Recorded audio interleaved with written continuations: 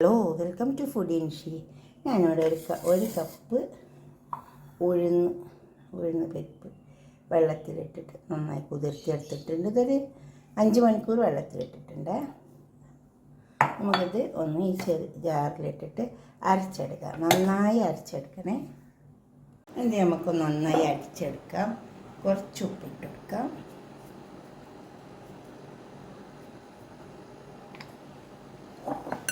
കൈ വെച്ചിട്ട് അടിച്ചാലും മതി.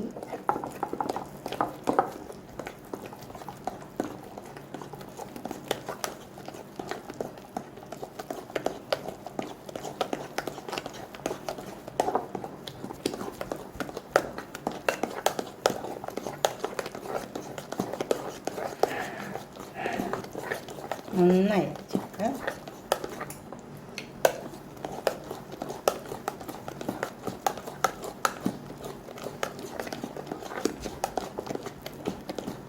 ഈ രീതിക്കൊന്ന് കുറച്ച് സമയം ഒന്ന് അടിച്ചെടുക്കാം. നമുക്ക് നന്നായി അടിച്ചെടുത്തിട്ടുണ്ട്.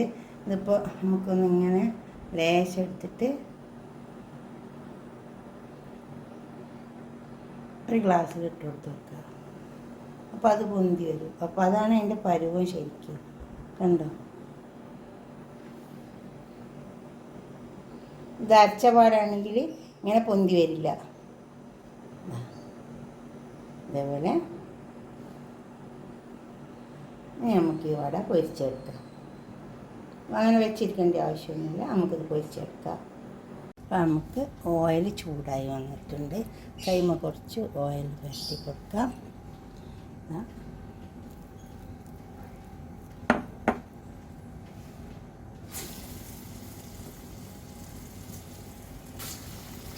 രീതിയിൽ ഇങ്ങനെ നടന്ന് കുറച്ച് ഓയിൽ പറ്റി കൊടുക്കണം. കൈമേൽ വെള്ളം പറ്റരുത്. അപ്പോൾ എണ്ണയിലേക്ക് വെള്ളം വന്നാൽ പൊട്ടിത്തെറിച്ചു.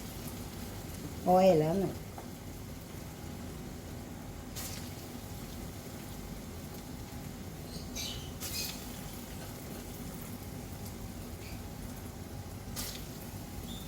അത് നല്ല മൊരിഞ്ഞിട്ട് ഇത് മൊരിഞ്ഞ് വന്നിട്ടുണ്ട്.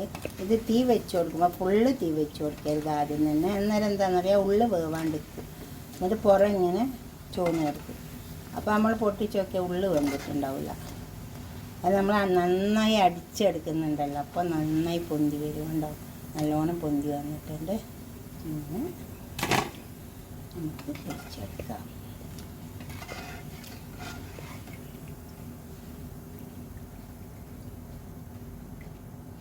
ഈ രീതിക്ക് നമുക്ക് എല്ലാം പൊരിച്ചെടുക്കാം.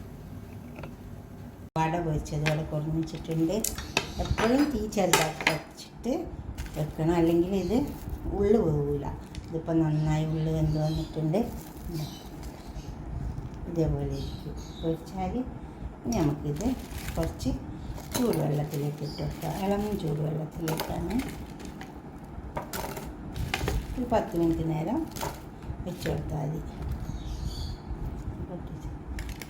നന്നായി പൊന്തി വന്നിട്ടുണ്ട്.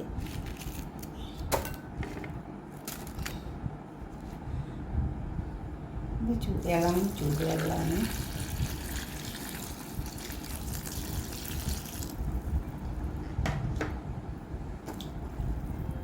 ഇനി ഇത്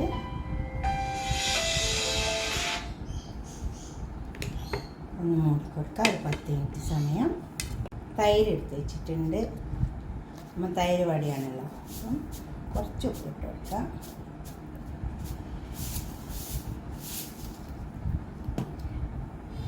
പിന്നെ നമുക്ക് പഞ്ചസാര ഉപയോഗിക്കുന്നവരാണെങ്കിൽ മാത്രം പഞ്ചസാര ഇട്ട് കൊടുത്താൽ മതി. അല്ലെങ്കിൽ നിർബന്ധമൊന്നുമില്ല. ഞാനൊരു 1/2 ടീസ്പൂൺ പഞ്ചസാര ഇട്ട് കൊടുക്കുന്നുള്ളൂ. ഇനി തൈര് നന്നായി ഒന്ന് അടിച്ചെടുക്കുക. നന്നായി അടിച്ചെടുക്കണം. ഇപ്പോൾ തൈര് അടിച്ചതുപോലെ കുറഞ്ഞ് വെച്ചിട്ടുണ്ട്.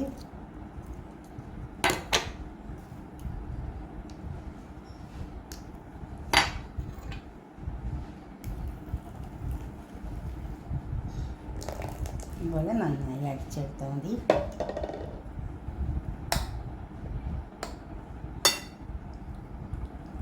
ഉപ്പ് കണ്ട് കുറച്ച് വെള്ളം ഒഴിച്ച് കൊടുക്കാം.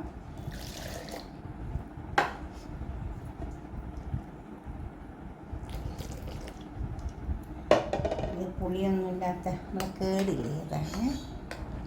ഇനി എന്താ ചെയ്യേണ്ടത് വെച്ചാൽ ഇത് 10 മിനിറ്റായി വെള്ളത്തിലിട്ടിട്ട്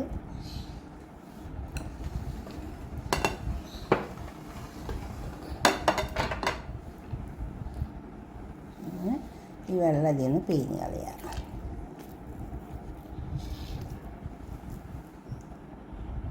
ഇതിലേക്ക്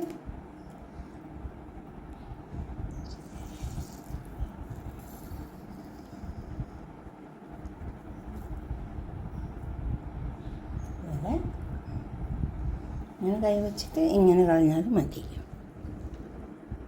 അല്ലെങ്കിൽ ഇങ്ങനെ പിഴിഞ്ഞെടുത്താലും മതി.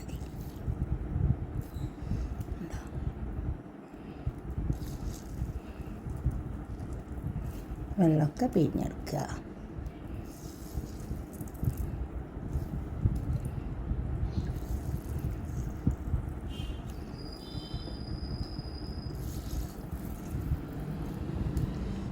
ഇതിൽ എല്ലാം പിഴിഞ്ഞെടുക്കുക. അതൊക്കെ വെള്ളത്തിൽ നിന്ന് പിഴിഞ്ഞെടുത്തിട്ടുണ്ട്.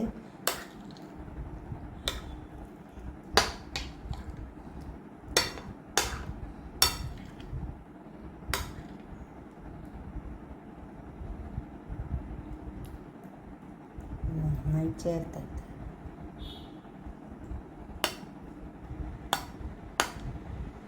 ഇതിലേക്ക് നമുക്ക് കുറച്ച് മസാലകൾ ചേർക്കാനുണ്ട്. അത് നന്നായി തൈരിലൊക്കെ മുങ്ങി വന്നിട്ടുണ്ട്.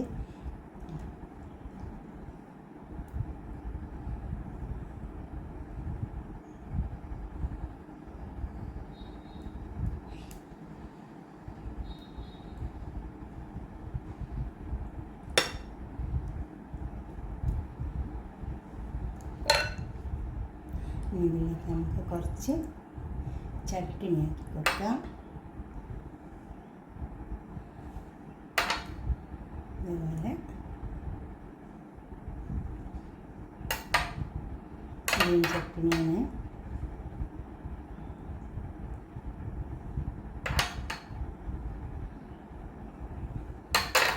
കുറച്ച് കുരുമുളകിൻ്റെ പൊടി കൊടുക്കാം.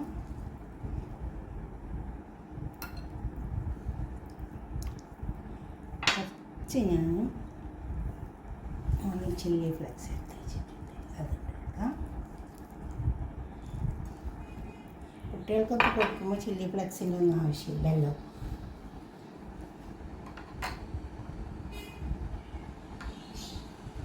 ഇത് കുറച്ച് മറ്റേ മധുരമുള്ള പുളിയെന്ന്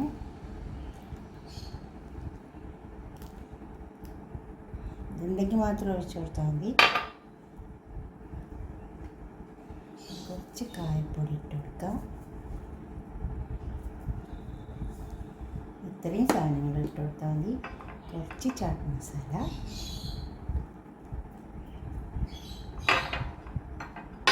ഇങ്ങനെയൊന്നും ഉണ്ടാക്കി നോക്കിയാൽ തൈര് വട നല്ല ടേസ്റ്റ് ഉണ്ടാവും കേട്ടോ.